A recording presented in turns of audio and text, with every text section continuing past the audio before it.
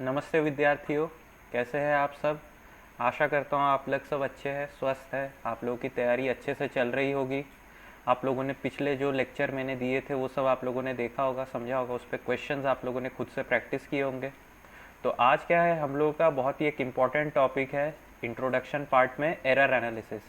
यहाँ से अगर इंस्ट्रूमेंटेशन के स्टूडेंट देखेंगे तो सबसे ज़्यादा क्वेश्चंस आते हैं इंस्ट्रूमेंटेशन वालों को, और इलेक्ट्रिकल वालों को भी आता है। तो चलिए फिर हम लोग आज का लेक्चर स्टार्ट करते हैं।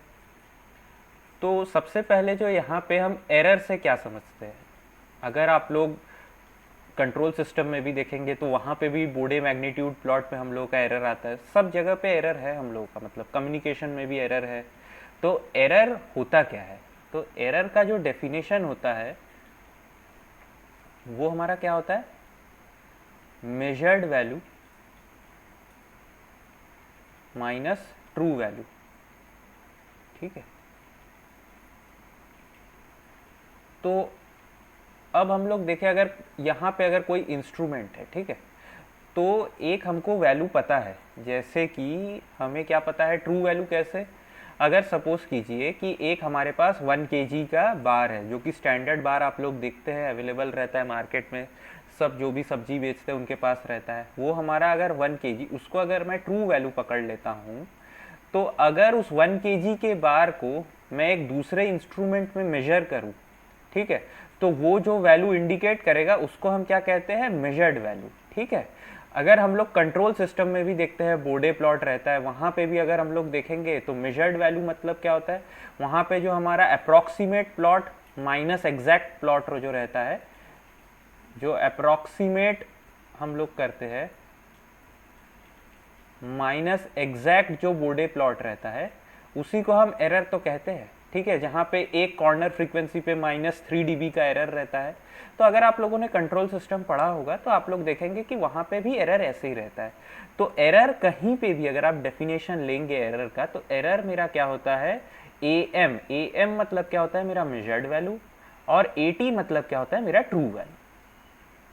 अब ट्रू वैल्यू हम लोग को पता कैसे कर सकते हैं, अब जैसे ट्रू वैल्यू हम पता कैसे करते हैं कि एक ही क्वांटिटी को अगर मैं बार बार मेजर करूं इनफाइनाइट नंबर ऑफ टाइम्स तक, ठीक है, तो जो उसका एवरेज आता है वो क्या होता है, हमारा ट्रू वैल्यू होता है। अब देखिए, जैसे कि मैंने पिछले वाले एग्जांपल में 1 kg लिया, ठीक है, अब ये 1 kg को अगर मैं एक इलेक्ट्रॉनिक, क्या बोलते हैं आपका, जो वेइंग स्केल होता है, इलेक्ट्रॉनिक वेइंग स्केल से अगर मैं मेजर करूँ तो आप देखोगे क्या कि बार बार वो कुछ वैल्यूज़ मेरे को कभी ऐसा देगा 1.00, 1.02 देगा, कभी कभी 1.03 देगा, कभी मेरे को 0.97 देगा, कभी मेरे को 0.98 देगा, कभी 0.99 देगा, कभी 1 देगा।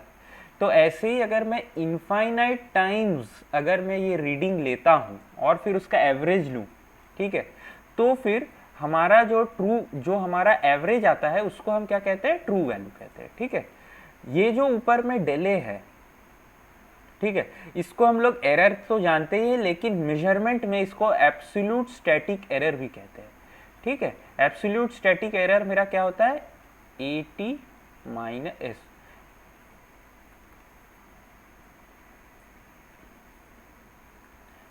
क्या होता है मेरा absolute static error, A M minus A T. ठीक है,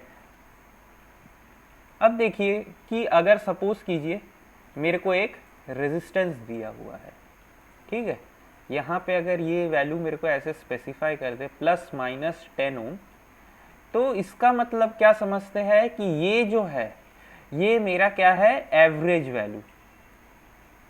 ठीक है, लेकिन ये जो रेजिस्टर है ये वेरी कितने से कर सकता है, और ±10 की स्केल में, मतलब जो मेरा रेजिस्टेंस एक्चुअली में होगा वो विद एरर के साथ अगर हम देखेंगे तो इस स्केल में लाई करेगा, 990 से लेके 1010 ओम इसके बीच में लाई करेगा। ठीक है, मतलब इसके अंदर कभी 991 भी हो सकता है, 992 भी हो सकता है। अगर 991, इसका मतलब मेरा एरर कितना है, -8 का एरर है। क्योंकि मेरे को चाहिए था 1000 ओम का, लेकिन मेरे को मिला कितना, 991 ओम का मिला। तो यहाँ पे मेरा एरर कितना हुआ, 9 का हुआ। ठीक है, कभी मेरे को क्या मिले कि 1002 मिल जाए, तो यहाँ पे एरर मेरा कितना हुआ, +2 हुआ, +2 ओम का। तो इसी को हम क्या कहते हैं, स्टैटिक एरर कहते हैं, ठीक है। अब एरर करेक्शन क्या होता है कि जैसे हमारा डेल ए हुआ वैसे ही ये इसको स्टैटिक करेक्शन को हम डेल सी से डिफाइन करते हैं। डेल सी जो होता है वो क्या होता है, माइनस ऑफ डेल ए होता है, ठीक है। माइनस ऑफ डेल ए अगर करेंगे तो क्या होगा मेरा AT minus AM। Static correction से ही देखिए आप लोग नाम से ही समझ पा रहे हैं, ठीक है, कि यहाँ पे करेक्शन मतलब क्या है, यहाँ पे मैं करेक्शन फैक्टर कितना ऐड कर रहा हूँ, ठीक है। तो देखिए जैसे जब मेरा, मैं क्या बोला, जब हमारा ये रेजिस्टर 1000 ओम का जब 990 था, सॉरी जब 991 था, तो यहाँ पे मेरा एरर कितना था, -9 का। यहाँ पे -9 कम था, तो स्टैटिक करेक्शन क्या करेगा, स्टैटिक करेक्शन कुछ भी नहीं, इसका बस उल्टा साइन ले लेंगे तो क्या होगा, +9, ठीक है। इसका मतलब ये +9 आपको क्या बता रहा है कि आपका जो वैल्यू है, ये 991 जो वैल्यू है, इसमें अगर आप +9 कर दोगे तो मेरा क्या होगा, जो एग्जैक्ट वैल्यू है, ट्रू वैल्यू है, वो मेरे को मिलेगा। जैसे कि यहाँ पे देखिए 1002 ओम था, यहाँ पे मेरा कितना क्या है, यहाँ पे मेरा +2 है एरर, यहाँ पे मेरा जो डेल ए है वो क्या है, मेरा +2 है, तो करेक्शन फैक्टर यहाँ पे क्या होगा, -2 होगा। देखिए नाम में ही है इसका करेक्शन, ये करेक्ट करके आपको देता है। तो डेल सी जो होगा मेरा -2, ये -2 मेरे को क्या इंडिकेट करता है कि अगर मैं 1002 में -2 करूंगा तो मेरे को यहाँ पे ट्रू वैल्यू मिलेगा, ठीक है। यहाँ पे देखिए दो और तरीके का एरर है हमारे पास। एक होता है क्या, लिमिटिंग एरर। लिमिटिंग एरर को हम गारंटीड एरर भी कहते हैं। ये जो एरर होता है ना, ये बेसिकली हमारे ट्रू वैल्यू के बोथ साइड में एग्जिस्ट करता है। मतलब अगर मेरा ट्रू वैल्यू कोई एक क्वांटिटी का 100 हुआ और अगर मैं आपको बोल दूं कि लिमिटिंग एरर ±10 है, इसका मतलब इसका वैल्यू मेरा 90 से लेके 110 के बीच में वेरी कर सकता है। इसी को हम क्या कहते हैं, लिमिटिंग एरर। ये एरर बेसिकली क्या होता है, हमारा मैन्युफैक्चरर से हमें स्पेसिफाई किया रहता है, ठीक है, कि मैन्युफैक्चर ये हमको स्पेसिफाई कर देता है कि इसका वैल्यू आपका क्या है, ठीक है। लेकिन अब देखिए मैं एक एग्जांपल लेता हूँ, प्रॉब्लम कहाँ पे आएगा आप लोगों के एग्जांपल से समझ। सपोज कीजिए एक मेरे पास वोल्ट मीटर है, ठीक है, जो कि मेरा क्या है, 0 to 100 वोल्ट मेजर कर सकता है, ठीक है। 0 to 100 वोल्ट अगर ये मेजर करता है, ठीक है, ये पता नहीं आज मेरे बोर्ड को क्या हो रहा है, ये कांस्टेंट इधर उधर कर रहा है कुछ कुछ। हाँ, तो 0 to 100 वोल्ट अगर मेजर करते हैं, अगर मैं यहाँ पे लिमिटिंग एरर बोल दूं कि मेरा +-1 का है, ठीक है, अगर ऐसा बोल देता हूँ तो ये जो वैल्यू है, अगर ये सपोज कीजिए 100 वोल्ट मेजर करता है, ठीक है, 100 वोल्ट अगर ये मेजर करता है तो मेरा वैल्यू कहाँ से कहाँ पे लाई करेगा, 99 से लेके 101 वोल्ट के बीच में लाई करेगा, ठीक है। तो अगर मैं सपोज कीजिए 100 वोल्ट भी मेजर करूं और मेरा अगर मीटर इंडिकेट करे 99 से लेके 101 के बीच में, तो इतना ज़्यादा कोई बड़ा इशू नहीं रहेगा। लेकिन अगर मैं ये सेम वोल्ट मीटर को 10 वोल्ट इंडिकेट करने के लिए बोलूं और अगर तब ये +-1 का मेरे को डिफरेंस दिखाए, मतलब क्या कि 9 दिखाए या 11 वोल्ट दिखाए, तब मेरे को इशू होगा यहाँ पे, ठीक है। तो ये इशू से अब हम कमेंट नहीं कर सकते, अब हम कमेंट नहीं कर सकते कि ये वोल्ट मीटर जो है, ये हमारा वोल्ट मीटर अच्छा है कि बुरा है, हम बोल नहीं सकते, क्योंकि जब ये 100 वोल्ट के पास मेजर कर रहा था तब तो ये काफी अच्छा रीडिंग दे रहा था मेरा।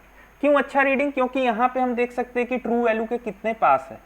लेकिन जब ये 10 वोल्ट या लोअर वैल्यूज जब मेजर कर रहा है, तब अगर +-1 का अगर एरर रहता है, तो हम क्या देखते हैं कि तब हम कमेंट नहीं कर सकते, मतलब तब बोल नहीं सकते कि ये जो ये वोल्ट मीटर जो है ये अच्छा है, ठीक है। तो इसी को हम एरेडिकेट करने, मतलब ये एम्बिग्विटी को हटाने के लिए, कंफ्यूजन को दूर करने के लिए हम क्या लाते हैं, रिलेटिव लिमिटिंग एरर। यहाँ पे जो होता है वो क्या होता है, यहाँ पे हम जो एरर है उसको डिफाइन करते हैं in terms of true value. Error को हम जो डिफाइन करेंगे in terms of true value, ये देखिए फॉर्मूला में ही है, इसको हम क्या कहते हैं, रिलेटिव लिमिटिंग एरर परसेंटेज। अब देखिए अगर मैं आपको बोल दूं कि यहाँ पे जो है मेरा रिलेटिव, सेम ऊपर वाला वोल्ट मीटर अगर ये 0 to 100 मेजर करता और यहाँ पे मेरा रिलेटिव लिमिटिंग एरर जो है ये कितना है, मेरा +-1% है, ठीक है।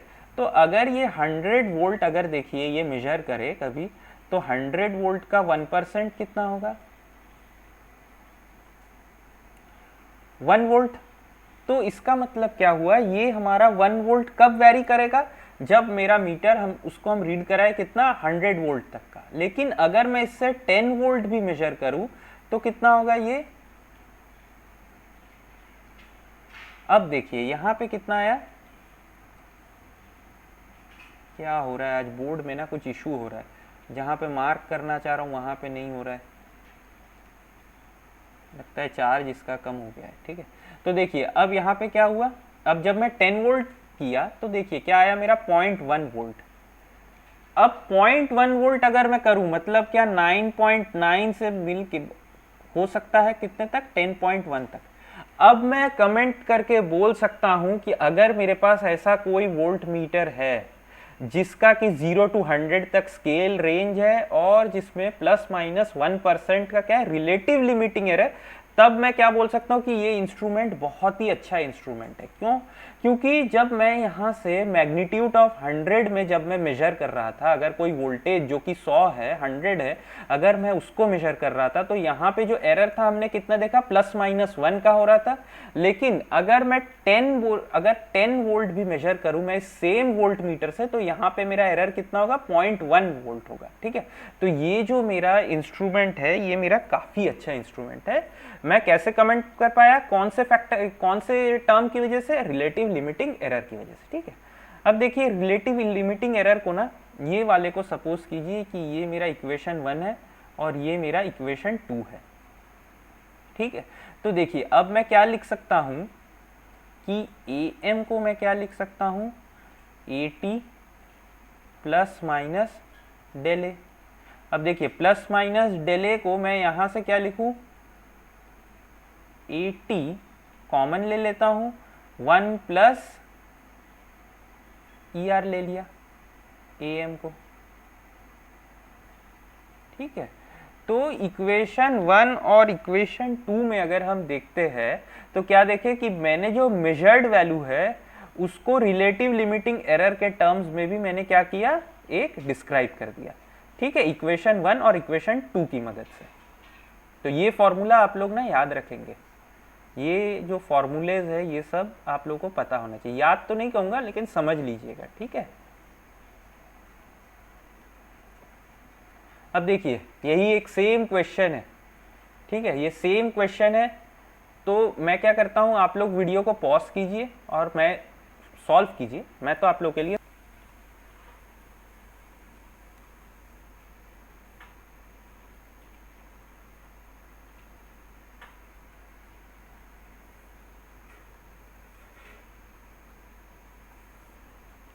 देखिए। तो क्वेश्चन क्या बोल रहा है कि a watt meter having range of 1000 what has an error of 1% ±1% of full scale. ठीक है, if the true power is 100 what, what would be the range of reading. अब देखिए वॉट मीटर का रेंज क्या बोला है मेरा, 1000 वॉट बोल दिया है। ठीक है, और has an error of ±1% of full scale. ठीक है, फुल स्केल का 1% है, तो अगर मैं 1000 का 1% लूं तो कितना होता है,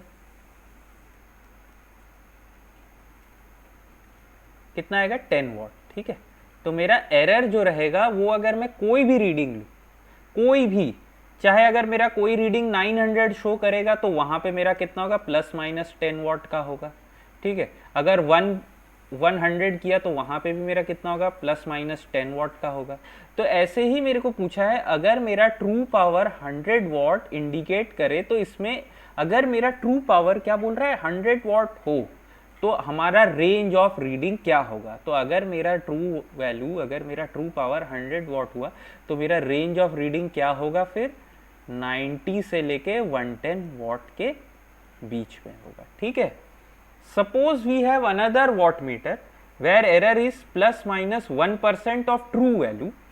ठीक है, और यहां पे भी हम मेजर कितना कर रहे हैं, देखिए ए ट्रू वैल्यू, मैंने क्वेश्चन को छोटा, अच्छा ये जो क्वेश्चन है ना ये मैंने सोहानी से लिया है। ठीक है, डायरेक्टली लिया, क्योंकि ये सब में ना क्वेश्चंस अभी अगर मैं डायरेक्ट गेट लेवल का करवाऊंगा ना तो आप लोगों को समझ में नहीं आएगा, क्योंकि बहुत सारे गेट में क्या होता है इंटर रिलेटेड रहते हैं, तो इसीलिए मैंने डायरेक्ट कॉपी पेस्ट सहानी से किया है। ठीक है, कोई कंप्लेन मत कीजिएगा कि सर कॉपी पेस्ट करके पढ़ा दिए। तो देखिए, तो नेक्स्ट पार्ट क्या बोला है क्वेश्चन का कि suppose we have another watt meter where error is ±1% of true value, और यहाँ पे हम मेजर कितना कर रहे हैं 100 वॉट को ही, तो what would be the range of reading. अब मेरा क्या बोला है, जो एरर होगा वो मेरा ट्रू वैल्यू का 1% होगा, ठीक है। तो अब देखिए, तो ये जो मेरा एरर जो ±1% बोल दिया है ना, यही मेरा ट्रू वैल्यू का, ये मेरा क्या है, रिलेटिव लिमिटिंग एरर है, ठीक है। क्यों रिलेटिव लिमिटिंग एरर है, क्योंकि 1% ऑफ ट्रू वैल्यू। अब देखिए यहाँ पे भी जो रिलेटिव लिमिटिंग एरर है वो error as a percentage of true value, ये देखिए डिवाइडेड बाय 80। यहाँ पे भी जो मेरा एरर है उसको हम डिफाइन कर रहे हैं किसके रेस्पेक्ट में, ट्रू वैल्यू के रेस्पेक्ट में हम डिफाइन कर रहे हैं, ओके। तो देखिए अब यहाँ पे जो मेरा वैल्यू आया वो कितना आएगा, 1 वॉट, ठीक है। अब मेरा जो रेंज होगा वो कितना होगा, 100 ±1 वॉट, जो कि क्या होगा 99 से 101 वॉट। तो आप लोग देख रहे हैं, अगर कोई इंस्ट्रूमेंट में मेरे को रिलेटिव लिमिटिंग एरर दिया हो, अब देखिए मैं पिछले एग्जाम्पल में भी आप लोगों को समझा रहा था, ठीक है। अब अगर यहाँ पे ये वाला इंस्ट्रूमेंट को 1 नंबर बोलूँ और ये को 2 बोलूँ, और यहाँ पे तो मैं 100 वॉट जब मेजर कर रहा था, तो देखिए यहाँ पे ये 90 से 110, तो मैं क्या बोल रहा था कि ये मीटर खराब है। लेकिन अगर मैं इसी से 1000 वॉट मेजर करूं, तो वहां पे अगर देखेंगे तो कितना होगा, 990 से लेके 1010 तक। तो यहाँ पे हम एम्बिग्वस है, हमारे मेजरमेंट के ऊपर डिपेंड कर रहा है कि हम कैसे वहां पे कितना एरर आ रहा है। लेकिन यहाँ पे देखिए, अगर मैं यहाँ पे इसी सेम इंस्ट्रूमेंट से अगर मैं 1000 वॉट मेजर करूं, तो भी देखिए 1% ऑफ ट्रू वैल्यू बोला है, तो यहाँ पे मेरा कितना आएगा, 0.1 वॉट का मेरा डिफरेंस रहेगा, ठीक है। तो यहाँ पे जो है, यहाँ पे आप लोग समझ रहे हैं ना, मतलब 0.1 वॉट का। तो यहाँ पे एरर हम लोग एकदम बता पा रहे हैं कि ये जो इंस्ट्रूमेंट है ये हमारा ज़्यादा अच्छा है, ठीक है।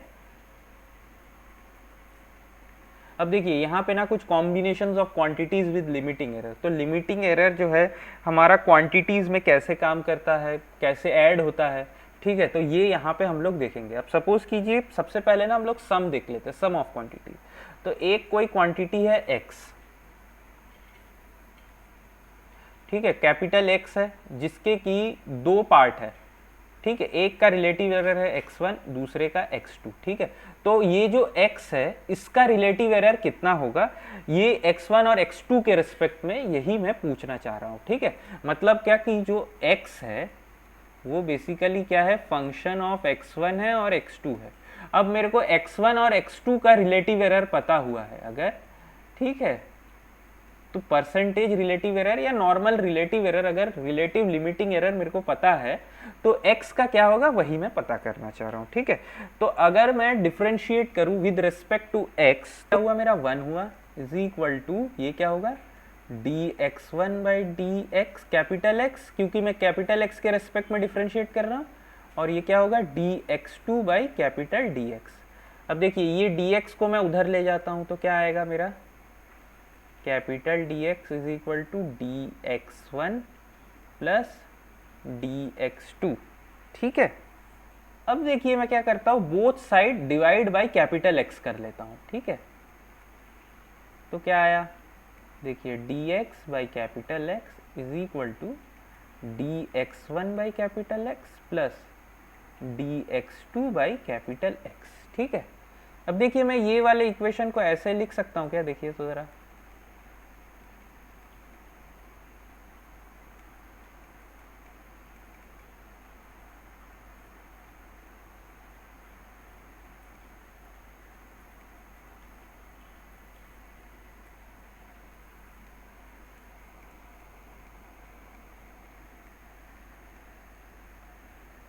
ऐसे लिख सकता हूँ क्या, देखिए इसको मैं, अगर मैं इसको ऐसे लिख दिया, तो अब देखिए ये जो टर्म हुआ ये मेरा क्या हुआ, ये मेरा रिलेटिव लिमिटिंग एरर ही तो हुआ x1 का इंडिविजुअल, और ये किसका हुआ मेरा, ई ये एप्सिलॉन x2, ये relative limiting error of x2। तो ये इक्वेशन, अब ये देखिए ये वाला क्या हुआ, ये मेरा क्या हुआ, relative limiting error of capital X। ठीक है, तो अगर मेरा सम में मैं लूँ तो मेरा रिलेटिव लिमिटिंग एरर जो होता है वो क्या होगा, dx। अब इसको d से हटा देता हूँ मैं, ऐसे लिख लेता हूँ मैं, del x by x is equal to, plus minus sign कभी भी देना मत भूलिएगा,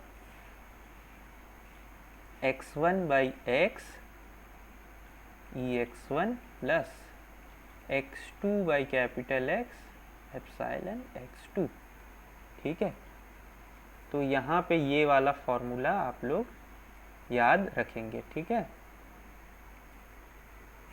अगर मेरे को कभी दो क्वांटिटी दे के, 2 या 3 या 4 कितने भी क्वांटिटी के मेरे को रिलेटिव एरर अगर पता है, रिलेटिव लिमिटिंग एरर अगर पता है, ठीक है, और अगर मेरे से सम ऑफ दोस क्वांटिटीज का रिलेटिव लिमिटिंग एरर पूछे तो हम ऐसे कैलकुलेट, अब ये सब ना आप लोग यहाँ पे तो बस समझ लीजिए कि मैंने इसको कैसे डिराइव किया है। इसके हर एक का मैं एप्लीकेशन आप लोगों को दिखाऊंगा। ठीक है, अब देखिए यहाँ पे सम ऑफ क्वांटिटीज मैंने आप लोगों को दिखाया ना। अब यहाँ पे अगर मैं सब्ट्रैक्शन ले लेता, जो क्वांटिटी है वो कुछ ऐसा हो सकता है, अगर सब्ट्रैक्शन हुआ x1 माइनस x2, ठीक है, तो फिर से हम लोग क्या वैसे ही स्टेप्स परफॉर्म करेंगे। सबसे पहले differentiating with respect to x,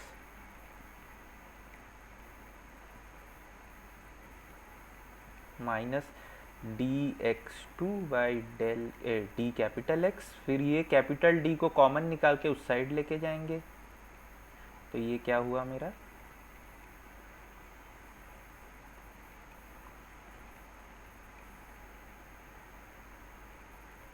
अब फिर से वैसे ही हम लोग जैसे पीछे किए थे वैसे ही सेटिंग कर लेंगे इसका भी।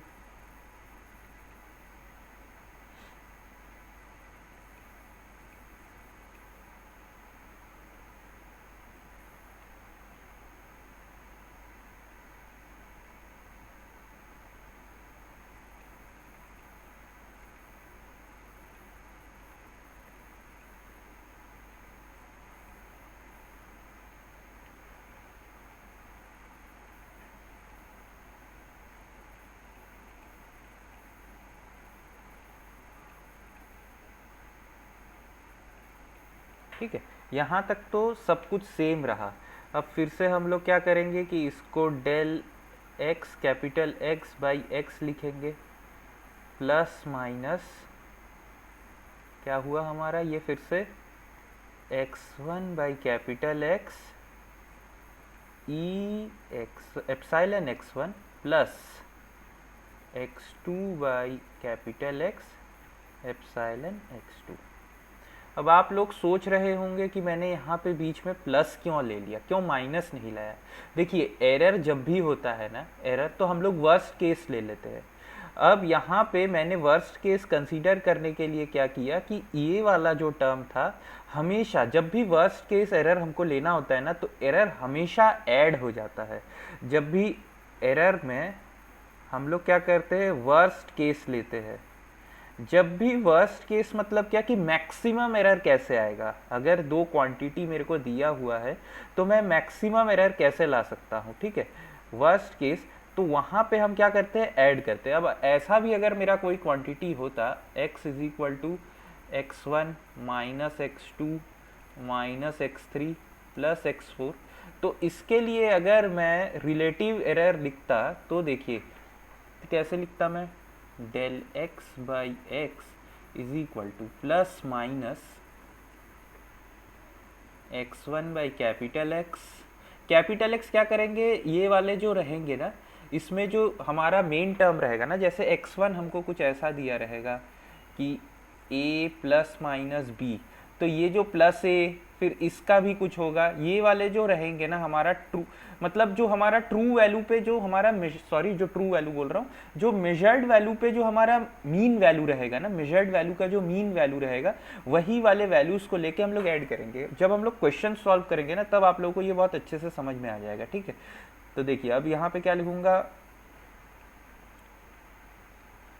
Epsilon x1 plus x2 by x epsilon x2 plus x3 by x epsilon x3 plus x3 by x4 by x epsilon x4।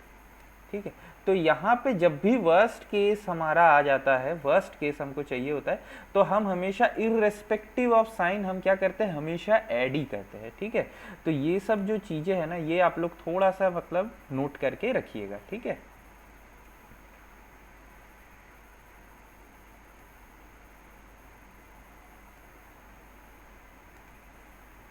तो देखिए अब अगर मेरा आ जाता है क्या, प्रोडक्ट ऑफ टू क्वांटिटीज। अब सपोज कीजिए कि क्या, कि मेरा जो क्वांटिटी है ना वो कुछ ऐसा दिख रहा है।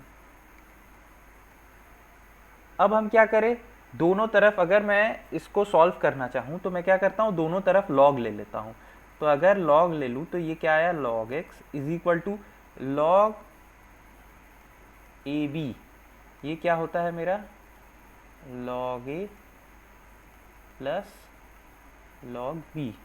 ठीक है, और अगर लॉग ए बाई बी रहे तो कुछ भी नहीं होता है, लॉग ए माइनस लॉग बी। ठीक है, तो यहाँ पे अगर मैं इसको ऐसे लिखा तो मैं क्या कर सकता हूँ,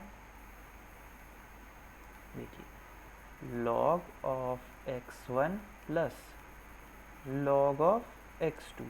नेक्स्ट स्टेप मेरा क्या होगा कि मैं इसको डिफ्रेंशिएट कर दूं with respect to capital X।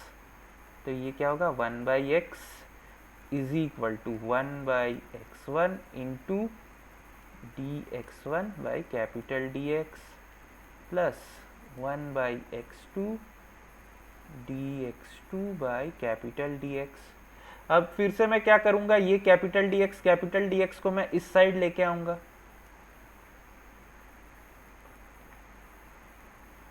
Is equal to क्या आया मेरा, D x1 by x one plus D x2 by x two. तो ये तो हमारा डायरेक्टली आ गया। इसको मैं कैसे लिख सकता हूँ, del x by x is equal to plus minus del x1 by x1 plus del x2 by x2। और ये जो मेरा क्वांटिटी है यही तो मेरा रिलेटिव एरर है फॉर x1, और ये वाला जो क्वांटिटी है ये मेरा क्या है, relative error for x2।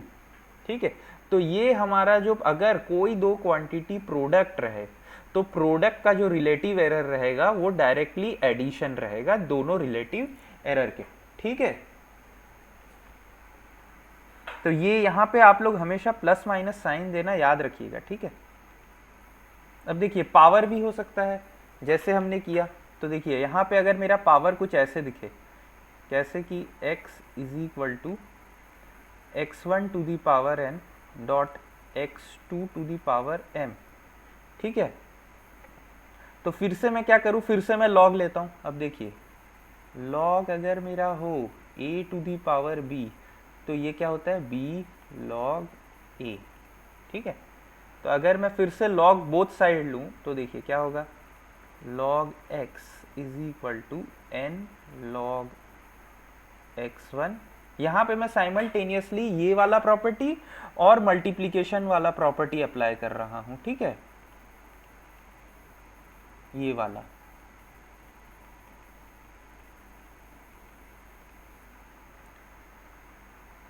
Plus m log x2।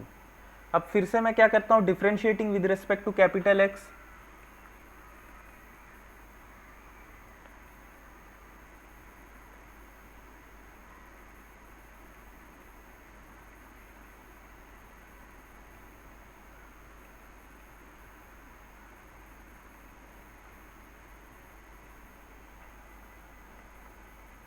अब देखिए यहाँ से फिर से मैं वही कॉमन वाले जो स्टेप्स, dx को कॉमन निकाल के इस साइड लेके जाऊंगा, शिफ्ट करूंगा।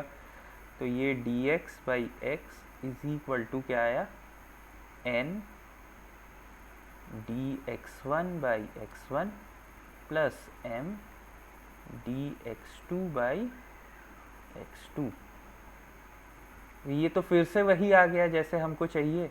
तो ये क्या है, del x by x is equal to n del x one by x one plus m del x two by x two, और यही मेरा रिलेटिव एरर हो गया। तो बस प्लस माइनस। तो अब ये तो एक केस हुआ। अब अगर ऐसा भी रहता ना मेरा,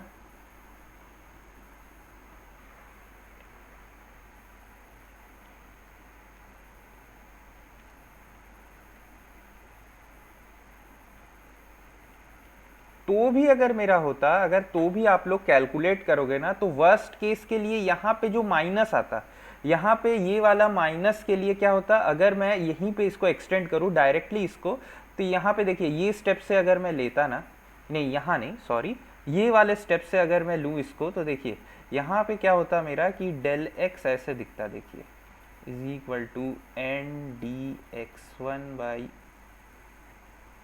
x one plus m d x two by x two minus p d x three by x three, ये आता। तो अब जब मैं यहाँ पे इसको डेल के टर्म्स में, रिलेटिव एरर के टर्म्स में इसको मैं शिफ्ट करता, ठीक है, तो क्या होता मेरा, मैंने आपको क्या बताया, फिर से मैं वर्स्ट केस लेता, तो यहाँ पे ना मैं प्लस ऐड कर देता, प्लस ऐड करके फिर मैं लिखूंगा, देखिए del x by x is equal to plus minus n by del x one by x one plus m del x two by x two plus p del x three by x three. ठीक है, अगर ऐसा मेरा quantity रहता ना, तो फिर मैं इसका भी रिलेटिव एरर ऐसे ही लिखता। ठीक है, तो ये सब जो चीज़ें हैं ना, ये आप लोग नोट करके रखिएगा। अब देखिए दूसरा जो टर्म है ना, ये मेरा क्या है, नोन एरर्स। अब देखिए हम लोग जब रिलेटिव एरर कर रहे थे, ये देखिए यहाँ पे जब रिलेटिव एरर जितने भी था, मैंने आप लोगों को एक चीज़ बताया था कि क्या, कि रिलेटिव एरर जो रहता है इसमें हमेशा, रिलेटिव लिमिटिंग एरर में हमेशा क्या होता है मेरा, प्लस माइनस साइन के साथ आता है। ठीक है, लेकिन जो नोन एरर होता है हमारा, देखिए नोन एरर में क्या होता है, हमारा साइन हमेशा हमको बताया जाता है। नोन एरर में हमको पता रहता है कि या आइदर मेरा एरर प्लस हो रहा है कि मेरा एरर जो है नेगेटिव है, ये हमको हमेशा एकदम मेजर रहता है, मतलब सॉरी हमको हमेशा पता रहता है। तो देखिए यही मैंने डेफिनेशन में भी लिखा है, in the known error the sign of the limiting error और relative error is exclusively, exclusively पे एक आप लोग अंडरलाइन करेंगे, एक्सक्लूसिवली मेंशन, मतलब हम लोग को एक्सक्लूसिवली पता होता है कि जो रिलेटिव एरर है वो क्या, मतलब साइन क्या होता है उसका। ठीक है, तो देखिए इसका एक एग्जांपल क्या है, a resistance has rated value of, देखिए एक आर वैल्यू दिया है मेरे को कितना, 3200 ओम। ठीक है, current flowing through it is 64 milliampere, यहाँ से करंट कितना जा रहा है, 64 मिली एम्पियर।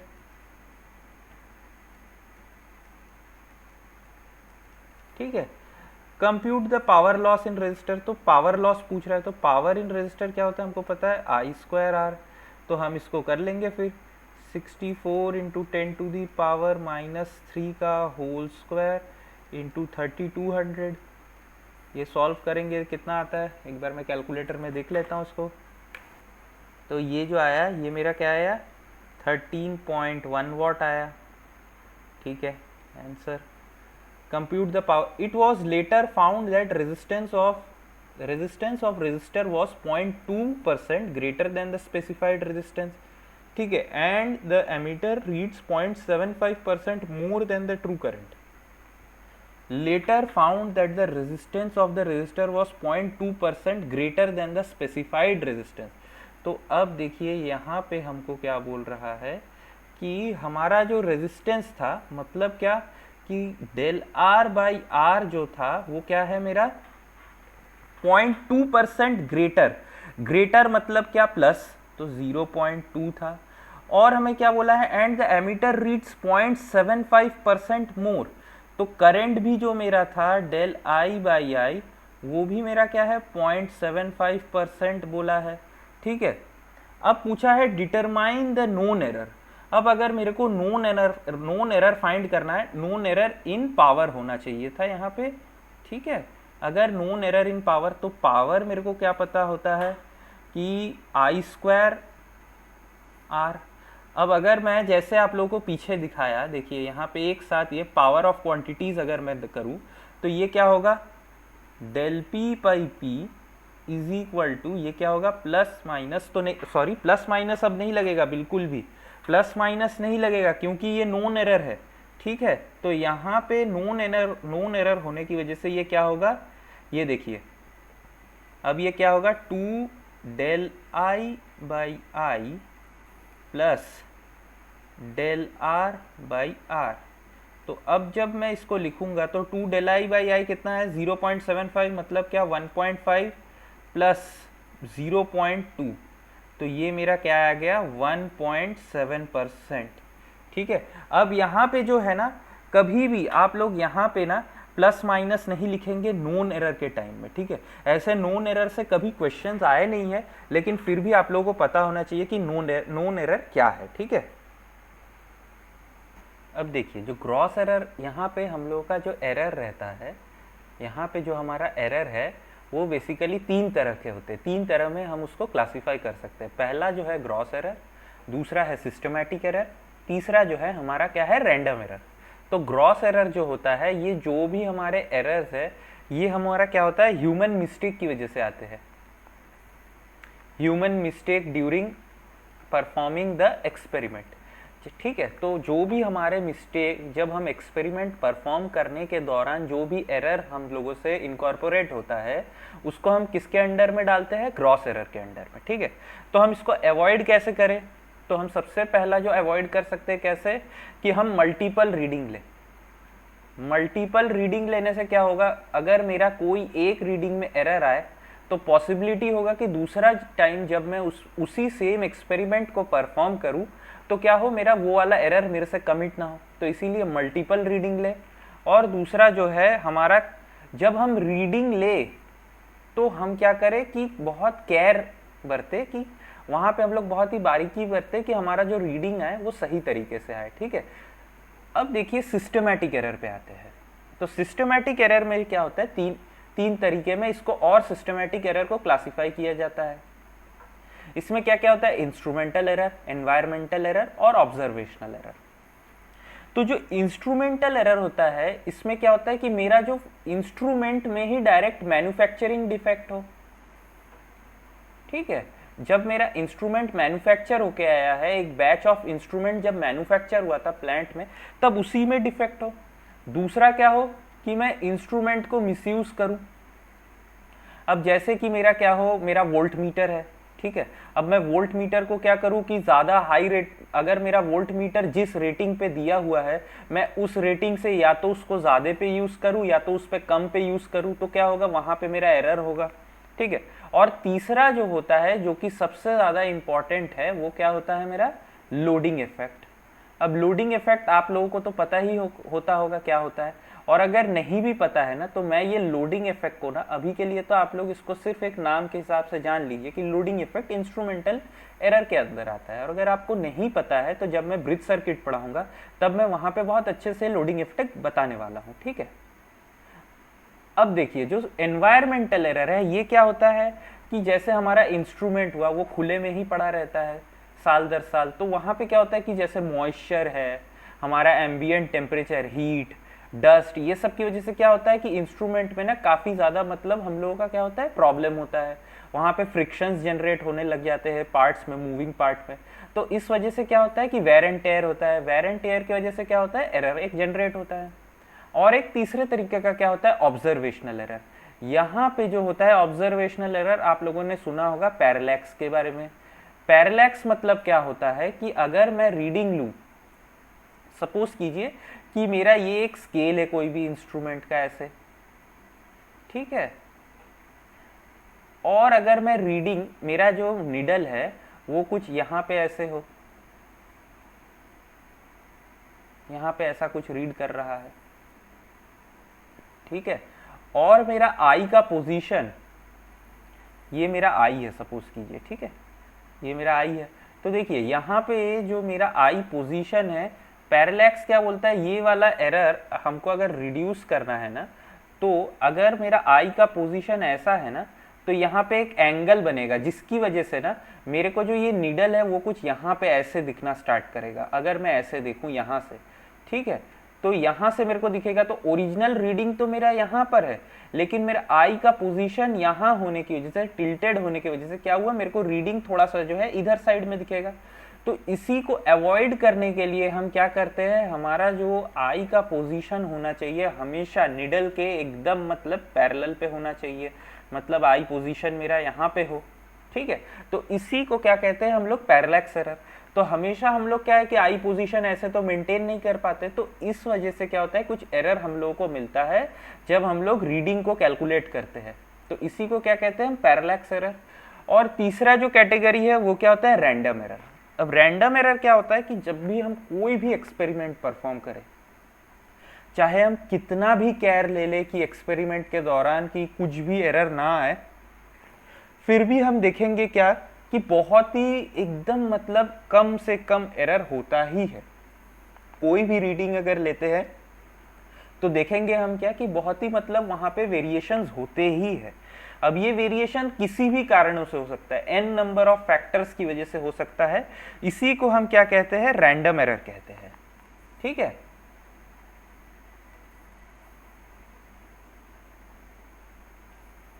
तो देखिए रैंडम एरर्स क्या होते हैं, ये एक्सपेरिमेंट, ये very small variation in reading होते हैं, very small variations in reading even when utmost care has been taken for getting a reading, ठीक है। अब ये जो एरर होते हैं ना, ये एडिटिव होते हैं एंड सब्सट्रैक्टिव इन नेचर होते हैं, ठीक है। एडिटिव और सब्ट्रैक्टिव इन नेचर मतलब क्या कि जैसे कि मेरा अगर एक कोई भी रीडिंग लेता हूं मैं, जैसे कि देखिए अगर मेरा एक कोई भी एक मैं वेट लेता हूँ, वेट नहीं लेंथ ले लेता हूँ 100 सेंटीमीटर, ठीक है। अगर मैं 100 सेंटीमीटर लेंथ लूँ और इसको अगर मैं बार बार कोई एक इंस्ट्रूमेंट से मेजर करूँ, तो कभी मेरे को क्या मिलेगा, 100.1 मिलेगा, कभी मेरे को 100.2 मिलेगा, ठीक है, कभी मेरे को क्या मिलेगा 99.9, कभी मेरे को 99.8। तो इस टाइप का जो मेरे को रीडिंग मिलता है वो क्या होता है, एडिटिव या सब्ट्रैक्टिव इन नेचर होता है, ठीक है। ये वाला क्या है, मेरा एडिटिव है, ये वाला क्या है, मेरा सब्ट्रैक्टिव है। तो अब मैं क्या करता हूं, अगर मैं ऐसे लार्ज नंबर ऑफ रीडिंग्स लूं, ठीक है, इसमें ऐसा कोई रीडिंग आएगा क्या कि जैसे कोई एक रीडिंग आ गया मेरा 100.5 आया, कोई मेरा आएगा 99.5, ऐसे ये वाले रीडिंग्स के प्रोबेबिलिटी बहुत कम होंगे, लेकिन होंगे जरूर, ठीक है। तो अगर मैं ऐसे रीडिंग्स लूं, तो अब जब मैं इसका मीन लूंगा, तो देखिए यहाँ पे मेरा 5 एक्स्ट्रा है, यहाँ पे मेरा 5.5 कम है, तो ये एक दूसरे को क्या करेंगे, नलीफाई कर लेंगे ये 0.5। और जब मैं मीन लूंगा तो मेरा मीन वैल्यू जो आएगा ये क्या आएगा, मेरा 100 सेंटीमीटर आएगा। कब ऐसा आएगा, अगर मैं ये ऐसे वाले जो रीडिंग्स है, मैं अगर ये इनफाइनाइट नंबर ऑफ टाइम्स लूँ, तब एग्जैक्टली आपको क्या दिखेगा, जो मीन वैल्यू आएगा वो नियरली 100 के पास होगा, ठीक है। और ये जो मीन वैल्यू होता है इसको हम लोग स्टैटिस्टिक्स में क्या बोलते हैं, सेंट्रल वैल्यू, ठीक है। इसको हम क्या कहते हैं, सेंट्रल वैल्यू कहते हैं। देखिए यहाँ पे मैंने सेम उसी वही टाइप का एक एक्सपेरिमेंट परफॉर्म किया। यहाँ पे क्या है, देखिए अब मैंने 100 सेंटीमीटर के लिए मैंने 50 टाइम्स कुछ रीडिंग लिया है, ठीक है, 50 रीडिंग्स लिया है।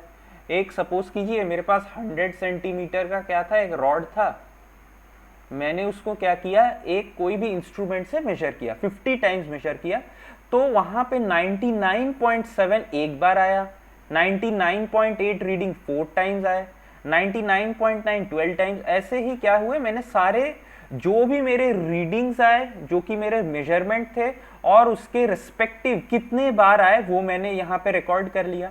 और उसको क्या किया, मैंने एक ग्राफ में प्लॉट किया, जहां पे ग्राफ का जो मेरा वर्टिकल एक्सिस है वो क्या हुआ, मेरा नंबर ऑफ रीडिंग रखा है, और जो मेरा हॉरिजॉन्टल एक्सिस है वो क्या है, मेरा मेजरमेंट का लेंथ रखा है। तो इस टाइप का जो ग्राफ तैयार होता है ना, इसको हम क्या कहते हैं, फ्रीक्वेंसी डिस्ट्रीब्यूशन कर्व कहते हैं। क्यों फ्रीक्वेंसी डिस्ट्रीब्यूशन, क्योंकि ये जो है मेरा फ्रीक्वेंसी के अलोंग में प्लॉट किया हुआ है। ये जो नंबर इसको हम क्या कहते हैं, ये होता है क्या, ये जो 4 है ये बेसिकली क्या है, frequency of getting the reading 99.8, ठीक है। अब देखिए यहाँ पे मैंने इसको फ्रीक्वेंसी के अलॉन्ग में प्लॉट किया है। अब देखिए मैक्सिमम नंबर ऑफ रीडिंग जब मैंने लिया है तो देखिए मेरे को क्या मिला है, 19 मिला है। 19 किसके अक्रॉस में मिला है, 100 के अक्रॉस में। तो देखिए यहाँ पे मैंने पुट भी किया है। और जब मैं इसका मीन लूंगा, ये देखिए अरिथमेटिक मीन या सेंट्रल वैल्यू जो भी होगा इसका, वो कैलकुलेट कैसे करते हैं उसका भी मैंने फॉर्मूला लिख के रखा है। मतलब कैसे कि देखिए इसका मतलब कैसा हुआ, del x i by n, ये मतलब क्या बोल रहा है कि 99.7 कितनी बार है, मतलब ये कुछ रीडिंग ऐसे लेने बोल रहा है, 99.7 प्लस 99.8 4 टाइम्स है। तो क्या करूंगा, 99.8 प्लस 99.8 प्लस 99.8 प्लस 99.8 4 टाइम्स लिखूंगा, प्लस ये जितने रिस्पेक्टिव टाइम दिए हुए ना उसको वैसे लिखेंगे।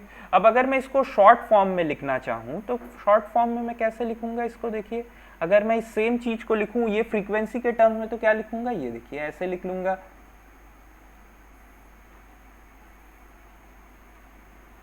Capital n i into x i by क्या होगा एन। अब ये एन आई मतलब क्या है, जैसे कि इसका फ्रीक्वेंसी है 4, 4 किसका फ्रीक्वेंसी है 99.8, तो यहाँ पे एक्स आई मेरा क्या होगा 99.8 होगा और उसका करस्पॉन्डिंग एन आई क्या है 4 है। तो वही सेम जो मैं ऊपर लिखा था वैसे ही मैं अर्थमेटिक मीन इसको कैलकुलेट कर लूंगा। यहाँ पे देखिए मैंने हर एक वैल्यूज के लिए प्लॉट किया है, जैसे कि ये देखिए 99.8 अगर यहाँ पे कहीं आएगा, ठीक है, तो ये मेरा क्या हुआ 99.8, यहाँ पे ये कुछ 4 दिखेगा ऐसे, ठीक है, ये 4 हो गया। अब देखिए यहाँ पे 99.9 यहाँ पे कहीं होगा और एकदम पास में होगा, ठीक है, 99.9 100 के एकदम पास होगा, तो यहाँ पे क्या हुआ मेरा 12 आ गया इसका, ठीक है। तो ये सब जो है इसको अगर मैं एकदम, अगर मेरा ये जो मेरा मेजरमेंट लिया है अगर इसका रिजोल्यूशन और फाइन होता तो मेरे को क्या मिलता है, यहाँ पे कंटिन्यूअस मिलता, ठीक है। यहाँ पे 99.8 मिला है तो 99.8 और 99.9 के बीच में भी मेरे को रीडिंग मिलते। अगर ये इंस्ट्रूमेंट का मेरा रिजोल्यूशन और अच्छा होता तो मैं देखता क्या 99.81 पे कुछ मिल रहा है मेरे को, कुछ 99.82 में। तो ये वाला मैंने जो फ्रीक्वेंसी डिस्ट्रीब्यूशन कर्व प्लॉट करके रखा है ये बेसिकली मैंने एक ऐसे इंस्ट्रूमेंट के लिए प्लॉट किया है जिसका कि रिजोल्यूशन बहुत हाई है, तो इसीलिए ये आपको कंटिन्यूअस वे में दिख रहा है, ठीक है। अब देखिए ये जो इसका रेंज होगा, जब मैं ऐसे ले रहा हूं तो इसका रेंज क्या होता है, कोई भी फ्रीक्वेंसी डिस्ट्रीब्यूशन कर्व में अगर रेंज मेरे को पता करना होता है तो मैं रेंज कैसे पता करूंगा, highest value minus lowest value. तो यहाँ पे मेरा हाईएस्ट वैल्यू क्या है 100.3 है, ठीक है, और मेरा लोएस्ट वैल्यू क्या है 99.7, तो ये क्या होगा मेरा 99.7। तो इसीलिए मेरा रेंज ऑफ रीडिंग क्या होगा 0.6। रेंज मतलब क्या है कि ये मेरे को स्पेसिफाई करता है कि मेरा जो रीडिंग है वो मीन वैल्यू के अक्रॉस में कितना वेरी कर रहा है, इसी को हम क्या कहते हैं, रेंज कहते हैं। तो ये बेसिकली क्या बोल रहा है कि 0.300 के अलॉन्ग में इधर कर रहा है और 0.3 इधर कर रहा है, ठीक है। अब देखिए हमको ना पता करना होता है मेजर ऑफ डिस्पर्शन किसे बोलते हैं, स्प्रेड या स्कैटर, ठीक है। कभी कभी हमारा क्या है, एक इंस्ट्रूमेंट है वो कुछ इस तरीके से मेजर करता है, मतलब मेरा मीन वैल्यू तो यही है, ये मेरा क्या है मीन वैल्यू है, ये वाला पोजीशन मेरा मीन वैल्यू है। अब मीन वैल्यू के अक्रॉस में मेरा जो डेटा, सपोज कीजिए एक इंस्ट्रूमेंट है उसने मेरा मेजर किया है, मैंने 50 रीडिंग फिर से लिए और जो रीडिंग्स है वो मेरा ये येलो वाले में प्लॉट है। एक जो मेरा रीडिंग है ये जो मेरा येलो वाला दे रहा है ये मेरा इंस्ट्रूमेंट 1 है, ठीक है, और ये जो रेड वाला है ये मेरा क्या है इंस्ट्रूमेंट 2 है।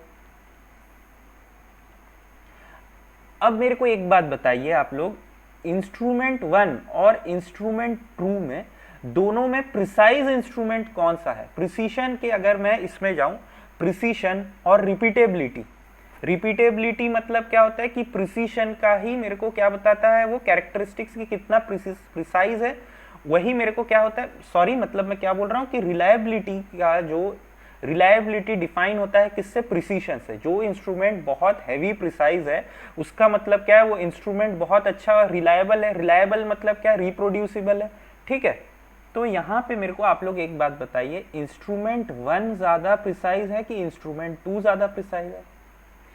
तो देखिए, जब आप लोग ग्राफ देख रहे हैं, ठीक है, यहाँ पे जो ग्राफ देख रहे हैं, यहाँ पे मेरा रीडिंग है जो, वो ट्रू वैल्यू क्या है, ये मीन वैल्यू जो है, मैंने यही तो आपको बताया कि यही ट्रू वैल्यू होता है। तो देखिए, ये वाला जो इंस्ट्रूमेंट है, यहाँ पे रीडिंग देखिए ट्रू वैल्यू के पास कितना ज़्यादा है, ठीक है, और ये क्या है, मेरा स्प्रेड भी ज़्यादा नहीं हुआ है। लेकिन इंस्ट्रूमेंट 2 देखिए, ये स्प्रेड कितना दूर तक जा रहा है, मीन वैल्यू से कितना दूर दूर तक इसके रीडिंग्स है, ठीक है। इसका मतलब इंस्ट्रूमेंट 1 जो है, ये मेरा क्या हुआ, प्रिसाइज ज़्यादा है। क्यों प्रिसाइज ज़्यादा है? क्योंकि मीन वैल्यू के कितने पास पास इसके रीडिंग है, देखिए ये मीन वैल्यू के इतने पास तक में है, मतलब इतना ही इसका रेंज है। मतलब ये जो रीडिंग दे रहा है मीन वैल्यू से, इसका जो डेविएशन है ये सिर्फ इतना ही है। लेकिन इंस्ट्रूमेंट 2 का देखिए कितना ज़्यादा डेविएशन है, इसका रीडिंग यहाँ तक आ रहा है मीन वैल्यू से इतना दूर तक, इसीलिए ये क्या है, प्रिसाइज कम है इंस्ट्रूमेंट 1 के कंपैरिजन में। तो यही चीज़ जो प्रिसीशन हम लोग देख रहे हैं, ये जो इंडेक्स हमें पता कर रहे हैं, ये हम किससे पता कर सकते हैं, मेजर ऑफ डिस्पर्शन, ठीक है। इसका और एक नाम क्या होता है, स्प्रेड या स्कैटर। तो it is the property by which we can describe how much the values measured are spread from the centre, from the, यहाँ पे मैंने कुछ लैंग्वेज में मिस्टेक लिखा हुआ है, आर मेजर्ड द, क्या लिखा है, it is the property by which we can describe how much the value measured are spread with respect to the central value, ठीक है। तो यहाँ पे क्या बोल रहा है ये, कि ये एक प्रॉपर्टी है बेसिकली, जो कि मेरे को क्या करता है, डिस्क्राइब करता है कि हमारा जो मेजरमेंट है वो सेंट्रल वैल्यू से कितना ज़्यादा डेविएटेड है, ठीक है। इसी को हम लोग क्या कहते हैं, आप लोग देखेंगे, मैं आगे आप लोग को बताऊंगा, ये अभी नहीं बताता हूँ, ठीक है। देखिए, तो अब यहाँ पे डेविएशन मतलब क्या होता है, ये देखिए, डेविएशन मतलब क्या है, the difference between a particular value, particular measured value and the mean value, ठीक है। अब देखिए यहाँ पे मेरा, ये देखिए यहाँ पे मेरा डेविएशन कितना है, पर्टिकुलर, अगर आप ये वाला फॉर्मूला नोट करेंगे, देखिए डेविएशन का क्या है कि ये मेरा क्या है, पर्टिकुलर जो मेजर्ड वैल्यू है, ठीक है, माइनस द मीन। तो यहाँ पे देखिए मेरा यहाँ पे मीन कितना आया था, 100 था यहाँ पे। तो यहाँ पे मैं क्या करता हूँ, इसके लिए डेविएशन आपको कैलकुलेट करके दिखाता हूँ। तो यहाँ पे मेरा डेविएशन कितना आया, यहाँ पे मेरा D1 अगर मैं देखता हूँ तो मेरा डेविएशन कितना है यहाँ, 99.7 माइनस 100, ठीक है। तो क्या आया ये, 0.3 माइनस 0.3। सिमिलरली अगर यहाँ पे मैं डेविएशन कैलकुलेट करूँगा तो यहाँ पे मेरा मेजर्ड वैल्यू क्या है, 100.3 माइनस क्या होगा, 100, ठीक है। तो ये मेरा क्या आया, 0.3 मेरा क्या हुआ यहाँ पे डेविएशन, ठीक है। तो डेविएशन क्या होता है, difference between the particular measured value and the mean value. तो मीन वैल्यू से अगर मेरा पर्टिकुलर वैल्यू कितना ज़्यादा डेविएट हुआ है, उसी को हम क्या कहते हैं, डेविएशन। अब अगर मैं डेविएशन के सम लूंगा ना तो वो 0 आता है। क्यों 0 आता है, देखिए, अब अगर ये DI है मेरा, तो अगर मैं इसके सम लूँ, देखिए कैसे, x1 minus plus x2 minus capital X bar plus x3 minus capital plus dot dot, अगर मैं लूँ xi नहीं, यहाँ पे मैं क्या लेता हूँ कि xn तक ले लेता हूँ, माइनस ये, ठीक है। अब मैं क्या करता हूँ, ये वाले टर्म्स को मैं अलग कर लेता हूँ। तो क्या आया मेरा, x1 plus x2 plus dot dot plus xn minus, देखिए यहाँ पे मॉड, ये मॉड बोल रहा हूँ, कैपिटल X बार कितनी बार है, n टाइम्स है, ठीक है।